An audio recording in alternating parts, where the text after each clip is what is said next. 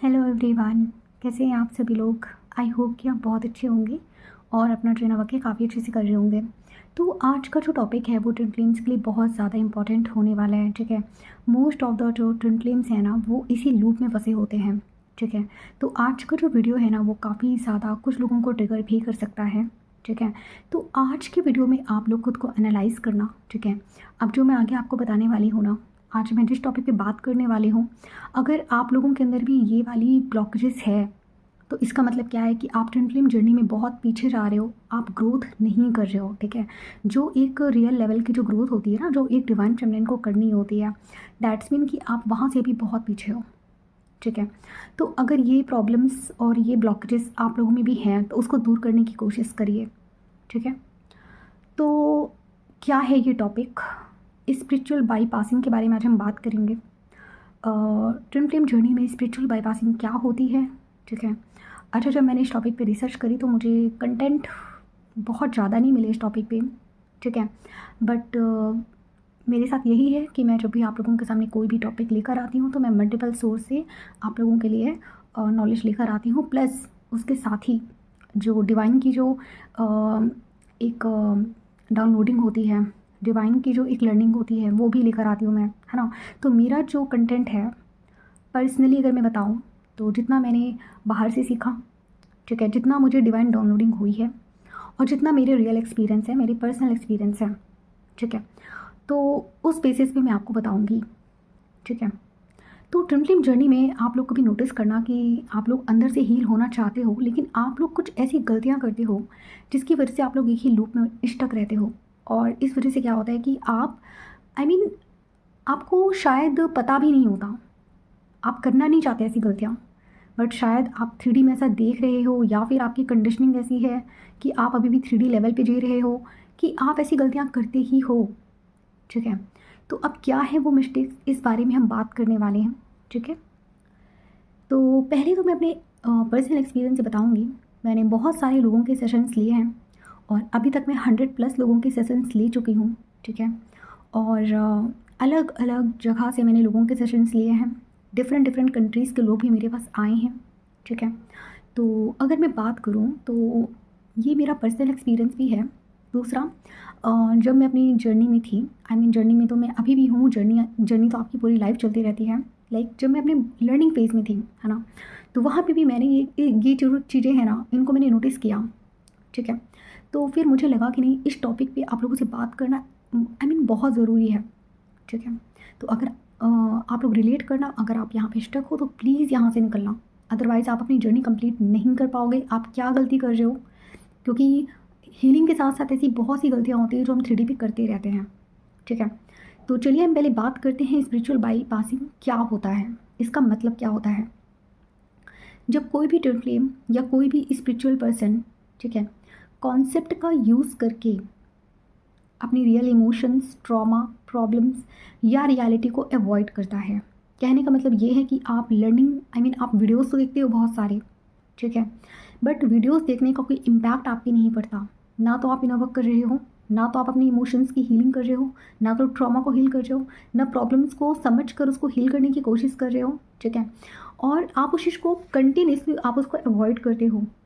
Spiritual bypassing और क्या होता है, फॉर एग्जाम्पल, आप स्पिरिचुअल जर्नी में हो, आप अकेले बैठे हो और कोई थॉट है, रैंडम थॉट आपके माइंड में आया, कोई फियर आपके माइंड में आया, ठीक है, या फिर डीएम से रिलेटेड कुछ भी आपके माइंड में कुछ ब्लॉकेजेस आ सकते हैं, डीएम के लिए गुस्सा आ सकता है या कोई भी ब्लॉकेज सरफेस पे आया, आप क्या करते हो, आप उसे भागने की कोशिश करते हो, उसको हील ना करने की बजाय उससे भागने की कोशिश करते हो। ठीक है, स्पिरिचुअल बाईपासिंग में जो सबसे बड़ी मिस्टेक होती है वो क्या होती है, अपनी हीलिंग को अवॉइड करना, सब कुछ जानते हुए भी कि मेरे अंदर ये प्रॉब्लम है, मेरे अंदर ये ट्रॉमा है। ठीक है, आप हीलिंग अवॉइड करते हो और इसको हम बोलते हैं स्पिरिचुअल बाईपासिंग। ठीक है, फॉर एग्जांपल्स, यहाँ पे हम कुछ एग्जांपल्स ही समझेंगे। ठीक है, पहली बात तो आप अगर थोड़ा सा भी हील हुए, आप बहुत ज़्यादा डीप स्पिरिचुअलिटी में नहीं गए हो, डीप कोर लेवल की लर्निंग पे नहीं गए हो, ठीक है, थोड़ा बहुत भी अगर आप डिटैच हुए डीएम से, तो आपके माइंड में क्या आने लगता है, मैं तो हाई वाइब्रेशन में हूँ और मुझे गुस्सा नहीं आता। ठीक है, बट एक्चुअली में क्या होता है, आप छोटी छोटी बातों पे आप रिएक्ट कर देते हो। ठीक है, छोटी छोटी चीज़ें आपको हर्ट कर जाती हैं। ठीक है, छोटी छोटी चीज़ों से आप ट्रिगर हो जाते हो। कभी कभी जेलेसी भी आती है, ठीक है। और ना चाहते हुए भी आप अगर अपने से ज़्यादा एक हैप्पी इंसान को देख लेते हो ना, या फिर आप किसी मैरिड कपल्स को देख लेते हो, या फिर आप किसी ऐसे पर्सन को देख लेते हो जो ऑलरेडी यूनियन में है, जो ऑलरेडी मैरिड में है, तो उसको देखकर आपको एक कंपैरिजन फील होता है। और ये सिम्टम्स होते हैं कि यू आर नॉट हील, है ना। क्योंकि जब आप अंदर से हील होते हो ना, तो आपको कोई फ़र्क नहीं पड़ता कि सामने वाला और आप आप कंपैरिजन नहीं करते, जेलेसी वगैरह ये सब चीज़ें नहीं होती हैं उस टाइम पे, ठीक है। फिर दूसरा एक कॉन्सेप्ट मैंने लोगों में देखा है स्पिरिचुअल बाईपासिंग का, वो क्या करते हैं, अपनी मिस्टेक्स को डिवाइन प्लान का नाम देते हैं, ठीक है। वो खुद मिस्टेक्स करेंगे और बोलेंगे कि ये तो एक डिवाइन प्लान का पार्ट होगा, और शायद डिवाइन ने लिखा रहा होगा तभी हुआ होगा। और ये भी एक पार्ट है स्पिरिचुअल बाईपासिंग का। आप यहाँ पे क्या कर रहे हो, ठीक है, आप यहाँ पे क्या कर रहे हो, अपनी मिस्टेक्स को आप डिवाइन की रिस्पॉन्सिबिलिटी दे रहे हो। अगर आप अनअवेयर हो, अगर आपको उस चीज़ के बारे में नहीं पता है, तो चलो तब समझ में आता है।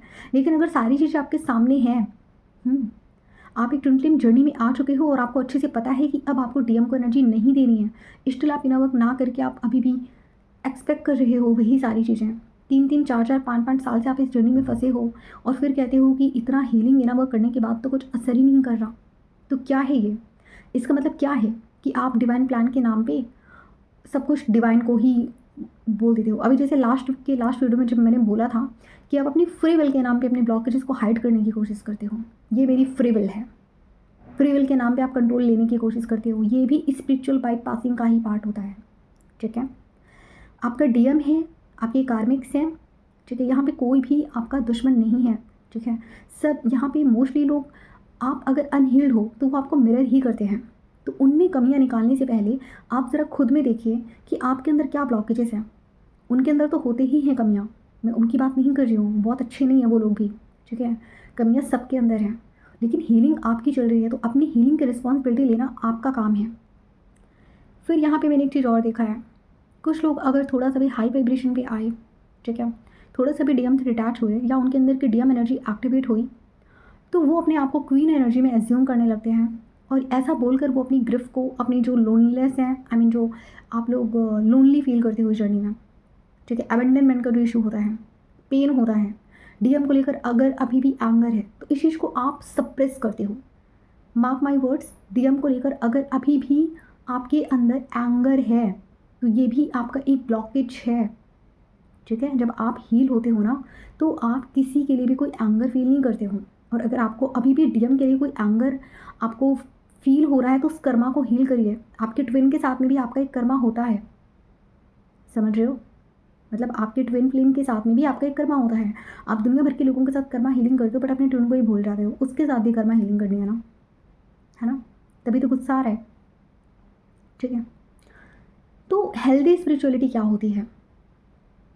हेल्दी स्पिरिचुअलिटी वो होती है जहाँ पर आप पेन फील करते हो, पेन को अलाउ करते हो, आप खुद को रोना भी अलाउ करते हो, आप खुद को सप्रेस नहीं करते हो। स्ट्रॉन्ग दिखने के चक्कर में आप खुद को सप्रेस नहीं करते कि नहीं मैं तो बहुत स्ट्रॉन्ग हूँ, मुझे रोना ही नहीं है, ठीक है।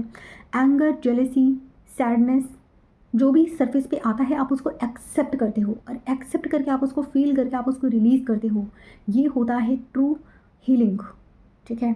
और एक ट्रू हीलिंग हमेशा टाइम टेकिंग होती है। ऐसा नहीं हो सकता कि आप मतलब बहुत जल्दी जल्दी चीज़ों को सीख लो। लेकिन हाँ, स्टिल मैं बोलती हूँ कि हीलिंग आपकी कैपेसिटी पे डिपेंड करता है। लाइक अगर आप सच में एक सही वे में अपना हीलिंग कर रहे हो ना, तो आपको इतना टाइम नहीं लगेगा चीज़ों को हील करने में। अगर आप एक सही डायरेक्शन में हो, अगर आप एक सही तरीके से हीलिंग कर रहे हो, अगर आप सरफेस लेवल पे कर रहे हो, ड्रामे कर रहे हो, तो इससे क्या होगा, आप कितना भी ऊपरी दिखावा कर लो, अंदर से हीलिंग काम नहीं करेगी, ठीक है। आप लोग जो कहते रहते हो, मेरे पास जो ट्विन फ्लेम्स आते हैं कहते हैं कि हम तो 3-3, 4-4 साल से मंत्रा चैंटिंग कर रहे हैं, ये कर रहे हैं, वो कर रहे हैं। अच्छा, तो फिर आप हील क्यों नहीं हो, ठीक है। अभी लास्ट में मेरे पास एक डिवाइन फेमिनिन आई थी, मैं उनका नाम तो यहाँ पे नहीं लेना चाहती हूँ, ठीक है, क्योंकि मैं यहाँ पे किसी की भी प्राइवेसी को लीक नहीं करती, किसी की भी पर्सनल चीज़ों को मैं यहाँ पे लीक नहीं करती हूँ, मेरा ये काम नहीं है।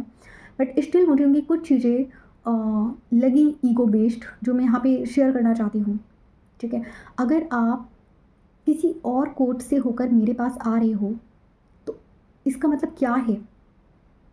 फॉर एग्ज़ाम्पल, अगर आप किसी और कोच के पास से आए हो मेरे पास, तो या तो वो कोच ठीक नहीं होगा, या फिर उस कोच की जो हीलिंग है वो आपके लिए काम नहीं की होगी, और या फिर आपने उस कोच का दिया हुआ इनर वर्क नहीं किया, तभी तो आप मेरे पास आए, है ना।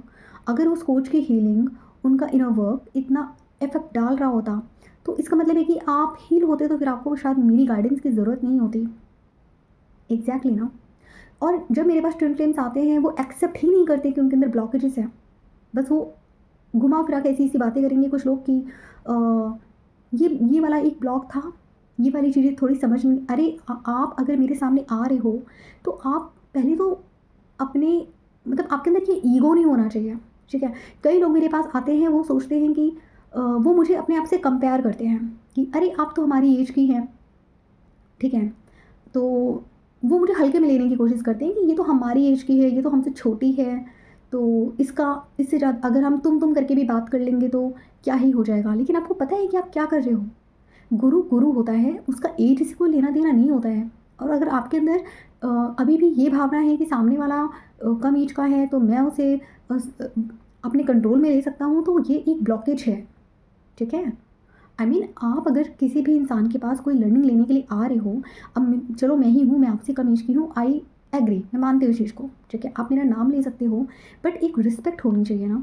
और जब मैं लोगों को डायरेक्टली बोल देती हूँ कि आपको तो, मतलब आपको तो मैनर्स ही नहीं है कि आप बात कैसे कर रहे हो, आप तुम करके बात कर रहे हो, मैं आपसे आप करके बात कर रही हूँ, मैं यहाँ पे ये नहीं देख रही कि कौन छोटा है कौन बड़ा है, मैं रिस्पेक्ट दे रही हूँ, तो नॉर्मल सी बात है कि मैं उस रिस्पेक्ट को डिजर्व करती हूँ, है ना। ऊपर से मैं आपको गाइडेंस दे रही हूँ, मैं यहाँ पे एक टीचर का रोल प्ले कर रही हूँ, तो यहाँ पे एज की तो कोई बात ही नहीं है फिर, है ना। और कुछ लोग मेरे पास ऐसे भी आए हैं जो सच में मुझसे एज में बहुत ज़्यादा बड़े हैं, बट स्टिल वो मुझसे इतने प्यार से बात करते हैं।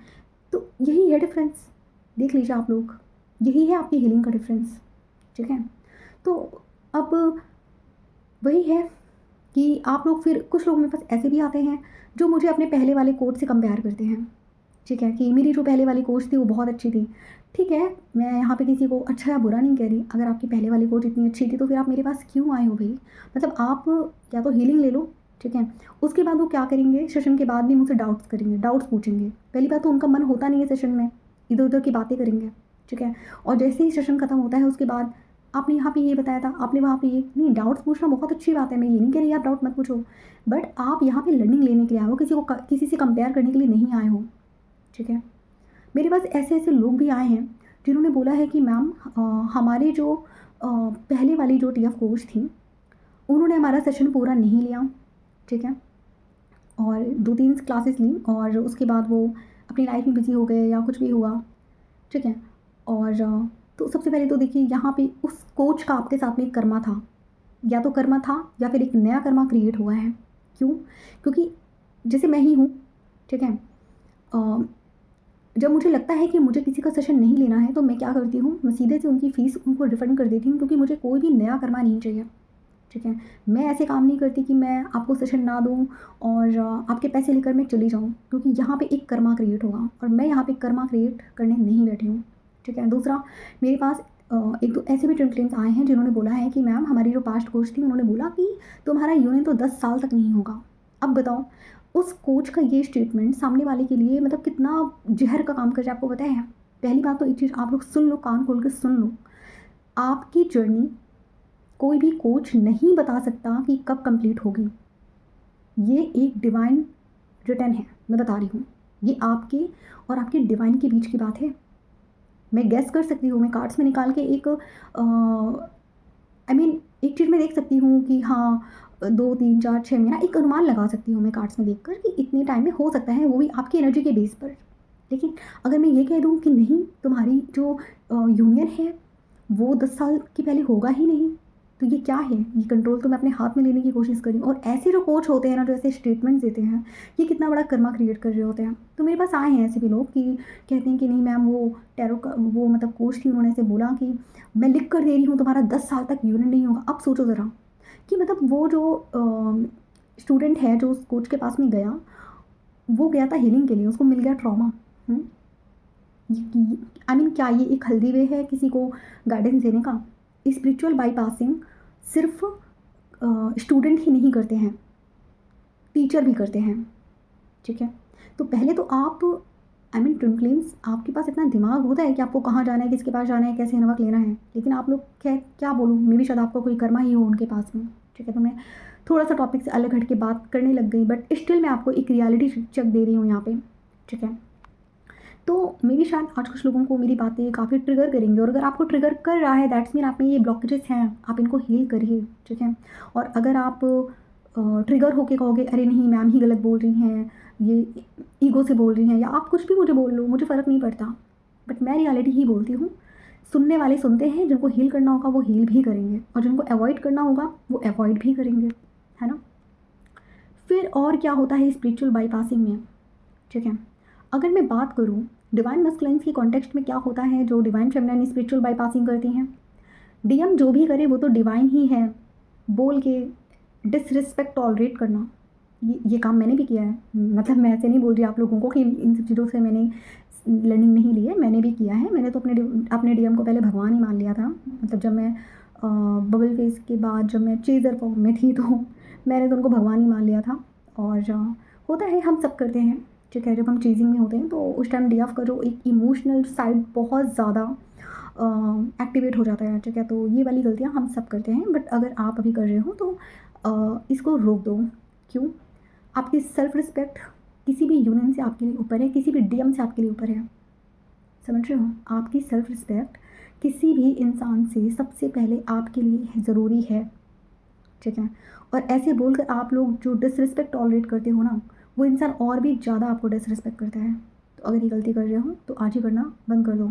ठीक है, फिर क्या होता है कि आप लोग मान लीजिए कि आप लोगों को हीलिंग की ज़रूरत है, आप उस चीज़ पे हीलिंग ना करके आप बहुत ज़्यादा अपनी लाइफ में प्रॉब्लम्स देख रहे हो, कार्मिक ट्रिगर देख रहे हो, फिर आप कहते हो जो डिवाइन है वो तो हमें टेस्ट कर रहे, और ऐसे बोल के आप टॉक्सिक बिहेवियर को अपने ही टॉक्सिक बिहेवियर को आप जस्टिफाई करते हो।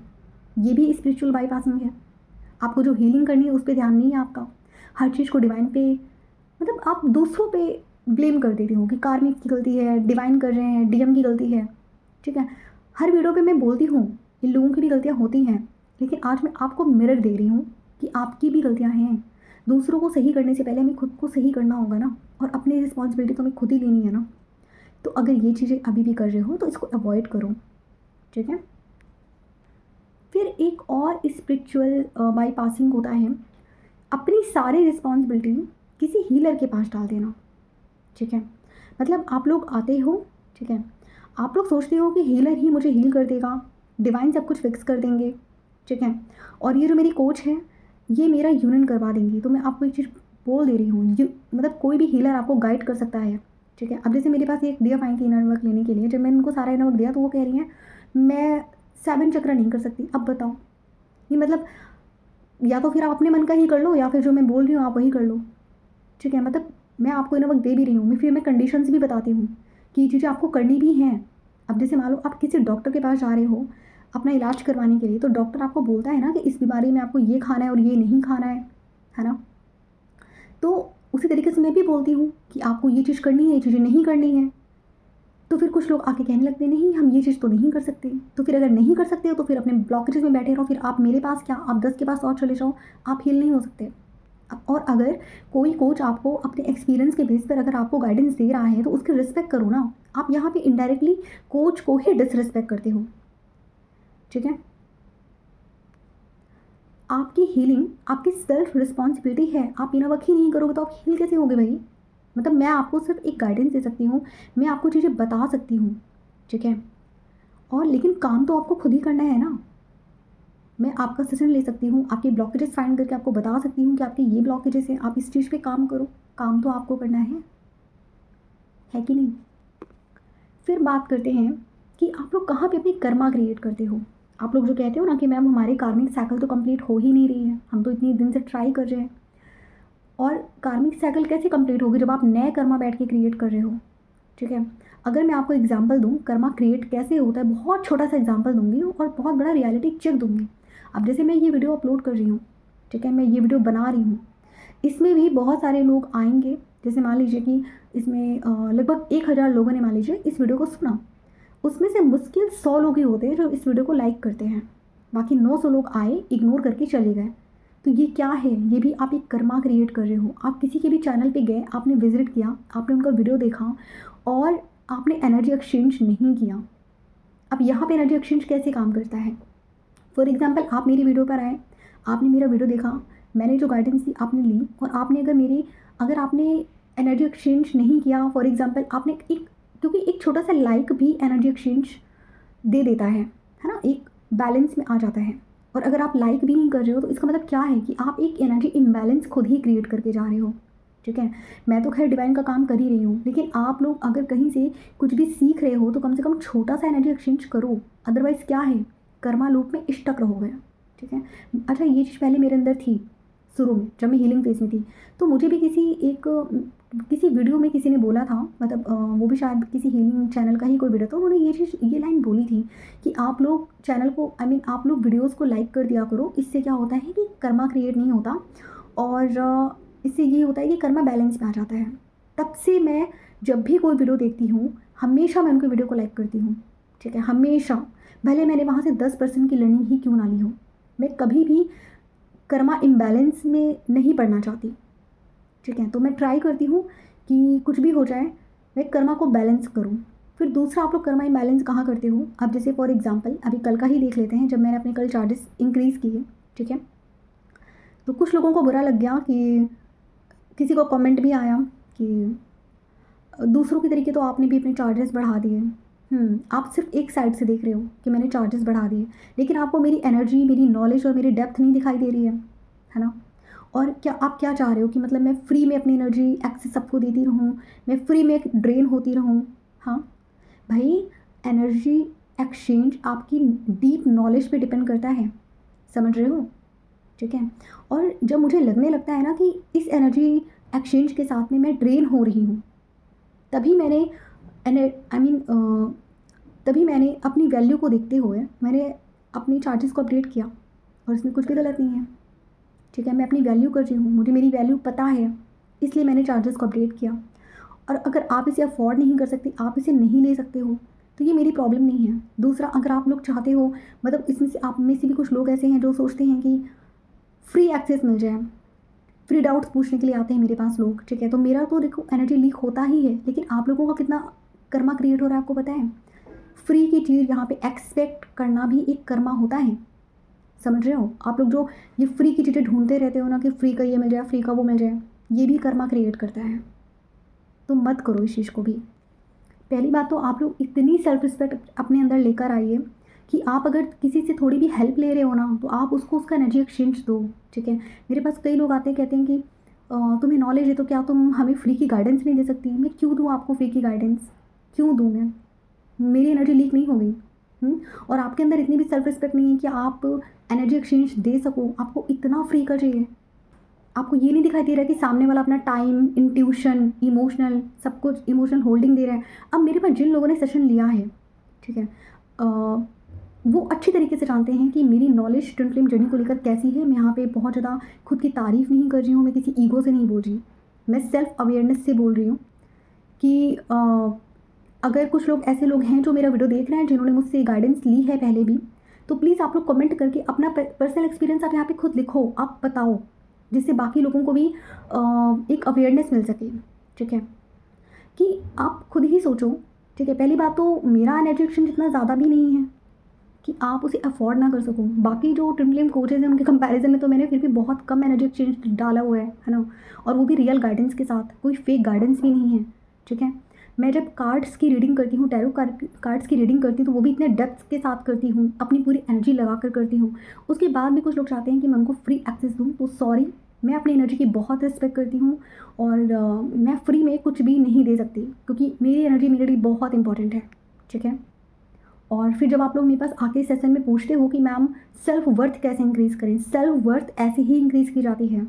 ठीक है, आप किसी का 1 रुपया भी नहीं रखते, आप किसी का एहसान भी नहीं रखते, इसको बोलते हैं सेल्फ रिस्पेक्ट और सेल्फ वर्थ। ठीक है, आप मतलब आप ऐसा करोगे कि आप किसी से, अगर मान लीजिए आपने किसी से कोई सर्विस ली, तो भले ही आप उसको 2 रुपये ज़्यादा देकर आओ, लेकिन कभी भी उसको 2 रुपये कम देकर नहीं आओगे। इसको बोलते हैं सेल्फ रिस्पेक्ट। और इस सेशन में मैं यही बोलती हूँ, आप लोगों को अपने अंदर की सेल्फ रिस्पेक्ट को इंक्रीज़ करना है। ठीक है, अच्छा मेरे अंदर ये आदत कभी नहीं थी मैं तो हमेशा से ही, भले मेरे पास पैसे ना हो, बट स्टिल अगर किसी हीलर ने, जैसे कि मैंने एक ही कोर्ट से अपना सेशन लिया और उन्होंने भी मेरे साथ यही किया कि उन्होंने मेरे पैसे ले लिए और मुझे सेशंस नहीं दिए कम्प्लीटली, वो मेरे पैसे लेकर चली गई। मैंने कभी उनसे एक बार भी नहीं कहा कि आप मुझे मेरे पैसे रिटर्न करो, मैं नहीं गई, मुझे पता था हो सकता है कुछ कर्मा हो, डिवाइन को जब देना होगा वो दे देंगे। मैं नहीं गई लेने के लिए, इतनी सेल्फ रिस्पेक्ट थी मेरे अंदर कि मैं नहीं गई, और उनके अंदर शायद इतना सेल्फ रिस्पेक्ट नहीं था कि वो रिटर्न कर दें। खैर, सबकी अपनी लर्निंग है, सबकी अपनी चॉइस है, मैं इसमें कुछ नहीं कह सकती, ठीक है। बट अगर आप लोग ऐसी हरकतें कर रहे हो ना, तो आप लोग लो सेल्फ स्ट्रीम में हो अभी भी, इसको मैं लो सेल्फ वर्थ बोलती हूँ, ठीक है। तो प्लीज़ इतनी सेल्फ रिस्पेक्ट अपने अंदर लेकर आओ कि आप किसी का 1 रुपया भी मत लो यार। फ्री सर्विस कितना चीप होता है पता है आपको? आई मीन, मैं क्या बोलूँ, शायद कुछ लोगों को बहुत बुरा लग रहा होगा, बट स्टिल है, मैं रियलिटी चेक दे रही हूँ, मुझे झूठ बोलना नहीं आता। और पता है आप लोग यहाँ पे, आप लोगों का ब्लॉक क्या होता है इस सेंस में, आप लोग मनी को एकदम लो एनर्जी समझते हो, ठीक है। मनी को आप लोगों ने लो एनर्जी समझ रखा है, इसीलिए आप लोग मनी भी अट्रैक्ट नहीं कर पाते, ठीक है। वो टर्म्स आप लोगों ने सुना है जो पुरानी हिंदी मूवीज़ में बोला जाता था कि पैसे से ज़्यादा तो रिश्ते इंपॉर्टेंट होते हैं, पैसा इतना इंपॉर्टेंट नहीं होता। तो बस जब पैसे को अहमियत दोगे ही नहीं तो पैसा आएगा कहाँ से, है ना? एबंडेंस कैसे फ्लो होगी जब आप लोगों के मन में अभी भी यही है कि प्यार ज़्यादा गहरा होता है, पैसा कुछ नहीं होता है, लोग रिश्ते ज़्यादा इंपॉर्टेंट होते हैं, पैसा कुछ नहीं है। तो जब आप पैसे को इतना नेगेटिव एनर्जी दे रहे हो कि पैसा कुछ नहीं है, मनी को जब आप एक लव की नज़र से देख ही नहीं रहे हो, उसको एक नेगेटिव एनर्जी में देख रहे हो, तो कैसे मनी फ्लो होकर आपके पास आएगा? और मैं बहुत क्लियरली बोलना चाहूँगी, जो लोग फ्री एक्सेस चाहते हैं, free energy exchange, I mean जो फ्री में सारी गाइडेंस लेना चाहते हैं और कोई भी एनर्जी एक्सचेंज नहीं करना चाहते, पता है वो इनडायरेक्टली क्या बोलने का ट्राई कर रहे होते हैं कि तुम्हारी एनर्जी की कोई वैल्यू ही नहीं है, ठीक है। अब जैसे वो कमेंट था कि बाकी सबकी तरह तो आपने भी बढ़ा दिया एनर्जी एक्सचेंज, तो इनडायरेक्टली वो भी मुझसे यही कहना चाह रही थी कि तुम्हारी एनर्जी की तो कोई वैल्यू ही नहीं है, ठीक है। और हेल्दी स्पिरिचुअलिटी क्या होता है? एक्सचेंज रिस्पेक्ट होता है, मनी, ग्रैटिट्यूड, टाइम, एनर्जी। अब जैसे कुछ लोग मेरे पास आएंगे जिनका मैं टैरो ट्रेडिंग करती हूँ, और आएंगे सीन करके चले जाएंगे, फीडबैक तक नहीं देते हैं कि उनको कैसा लगा, उनको रेजोनेट हुआ कि नहीं हुआ। अब बताओ क्या है ये? आप लोगों के अंदर ग्रैटिट्यूड तक नहीं है। कुछ लोगों की बात कर रही हूँ मैं, सबकी बात नहीं कर रही हूँ। ग्रैटिट्यूड भी नहीं है। अरे मुझे ग्रैटिट्यूड मत दो, एटलीस्ट डिवाइन को दो, ठीक है। जिन्होंने, आप लोग कमियाँ तो बहुत ज़्यादा ढूंढते हो, मेरी लाइफ में ये कमी है, वो कमी है, ये चीज़ नहीं है, वो चीज़ नहीं है, जो है उसके लिए ग्रैटिट्यूड पे करो ना। जिस दिन से जो है उसके लिए ग्रैटिट्यूड पे करना स्टार्ट कर दोगे ना, तो जो नहीं होगा वो भी मिलना स्टार्ट हो जाएगा। आपको पता है ये जो दुनिया है ना, ये एनर्जी पे ही चल रही है। और आप लोगों के जो बिलीफ सिस्टम में अभी भी बैठा है ना कि जो ट्विन फ्लेम स्पिरिचुअल क्लासेस होती हैं, कोचेज़ होते हैं, और उन्हें सब कुछ फ्री में देना चाहिए, पहले मैं भी ऐसा सोचती थी।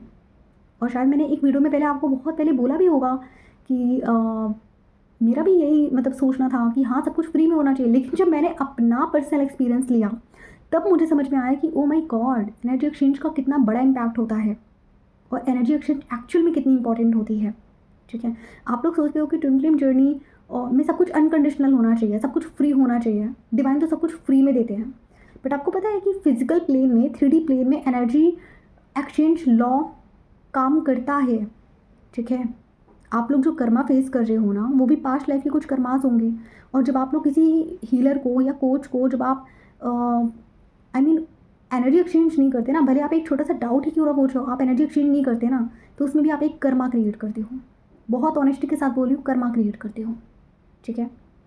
और इसी वजह से, और ट्विन फ्लेम जर्नी में एक रियलिटी ये भी है कि अगर आप कर्मा क्रिएट करते रहोगे, नए नए कर्मास अगर आप क्रिएट करोगे, आपके कर्मा ही बैलेंस में नहीं आएंगे, तो यूनियन आपका नहीं होगा।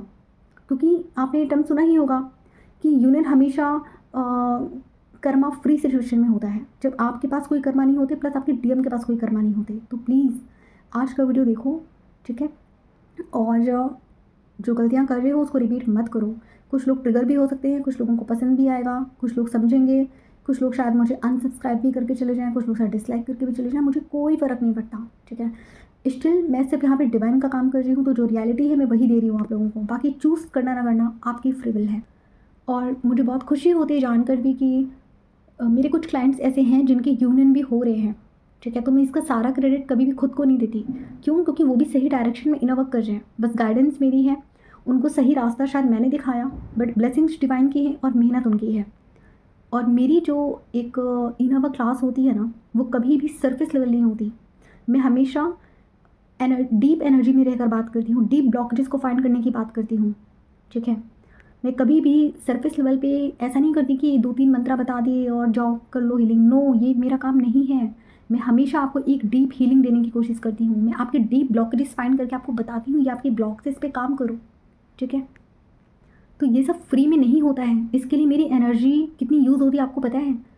और हम एक दिन में ना, मैं 2 से 3 से ज़्यादा सेशंस नहीं ले पाती। क्यों?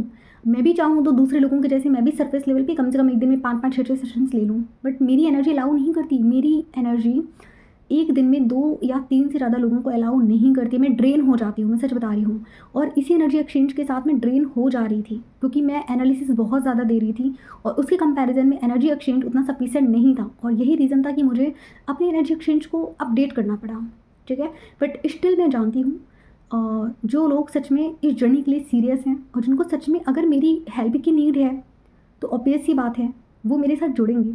और जो मैं क्या बोलूँ, जिनको नहीं रेजोनेट कर रहा, जो अभी भी ब्लॉकेजेस में हैं, या फिर अभी भी उनको और भी ज़्यादा कुछ सीखना है ना, और आगे जाना है, तो वो मे भी शायद मुझसे रेजोनेट ना करें, ठीक है। तो सबकी अपनी जर्नी है, सबकी अपनी फ्री विल है। और सबसे पहली बात, सबसे आखिरी बात बोलने वाली थी इतना सब कुछ मैंने समझा दिया, बट सबसे आखिरी बात जो मैं बोलने वाली हूँ, अपने कोच के रिस्पेक्ट करना सीखो। आप जिस भी कोच के पास जा रहे हो ना, सबसे पहले उसको रिस्पेक्ट करो, ठीक है। उसकी नॉलेज देखो, उसको उसकी एज देखकर उसको जज मत करो कि अरे ये तो इतनी कम एज की है, इसको तो हम हल्के में ले लेंगे। अगर ऐसी सोच है ना आपकी, तो फिर आप वहाँ सीखने नहीं, आप वहाँ पे सिर्फ कंपैरिजन करने और टाइम पास करने के लिए आ रहे हो, ठीक है। तो प्लीज़, जो लोग ये वाला फैक्टर लेकर आते हैं कि लोगों ने मुझे बोला भी है कि तुम करके बात करते हैं, ठीक है। अरे आप नाम लेके बात करो, मुझे कोई इशू नहीं है, बट फिर भी प्रोफेशनल वे में थोड़ा सा ये डिसरिस्पेक्टिव हो जाता है मेरे लिए। तो इसी वजह से मैं बाउंड्रीज तुरंत ही वहाँ पे टाइट कर देती हूँ कि आप इस तरीके से मुझसे बात नहीं कर सकती हो। डजेंट मैटर एज कुछ भी हो, ठीक है। मैं यहाँ पे एक आपको गाइड कर रही हूँ, टीचर मोड। तो आप एक रिस्पेक्ट एनर्जी लेकर आओ। भले आप मेरा नाम ले लो, ठीक है, मैं आपसे छोटी हूँ, आप मेरा नाम ले सकते हो, no issue, but at least respect होनी चाहिए ना। अगर आप इसी कंपैरिजन में हो, पहली बात तो अगर कंपैरिजन ही नहीं जा रहा अंदर से, तो इसका मतलब है कि आप रेडी ही नहीं हो। आप कितने भी सेशंस ले लो फिर, है ना। तो आज इस टॉपिक पे बात करना बहुत ज़्यादा ज़रूरी था। हीलिंग कर रहे हो, हीलिंग के साथ साथ क्या मिस्टेक्स कर रहे हो, इस बारे में भी जानना ज़रूरी था, है ना। तो ठीक है, आप लोग समझ ही गए होंगे कि मैं क्या समझाना चाह रही थी। तो अपनी अपनी हीलिंग पे ध्यान दीजिए और जिन चीज़ों को मैंने बोला है उस पर ध्यान दीजिएगा, ठीक है। तो आज की वीडियो में बस इतना ही। मिलते हैं फिर हम नेक्स्ट टॉपिक में। तब तक अपना ध्यान रखिए। Take care, have a good day.